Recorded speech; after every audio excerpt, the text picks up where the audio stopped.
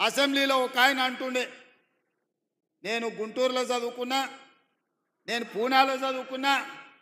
నేను అమెరికాలో చదువుకున్నా, నాకు గొప్ప గొప్ప చదువు వచ్చు అని.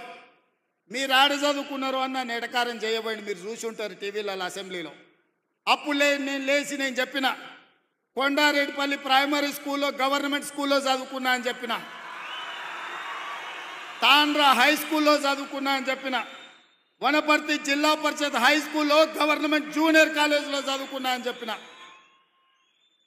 ప్రభుత్వ పాఠశాలలో ప్రభుత్వ టీచర్లు చెప్పిన చదువు, ఆ చదువుతోనే ఇవాళ జిల్లా పరిషత్ మెంబర్గా, ఎమ్మెల్సీగా, ఎమ్మెల్యేగా, ఎంపీగా తెలంగాణ రాష్ట్రానికి ముఖ్యమంత్రి అయినా ప్రభుత్వ టీచర్లు చదువు చెప్తే నేర్చుకున్న నేను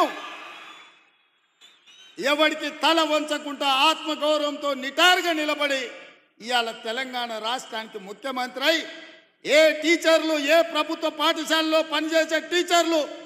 మాకు చదువు చెప్తే మేము ఇంత ఎత్తు ఎదిగినామో ఇవాళ టీచర్లను కలవడానికి ఆత్మీయ సమ్మేళనం ఏర్పాటు చేసిన అని చెప్పి ఆ సన్నాసికి చెప్పదలుచుకున్నా.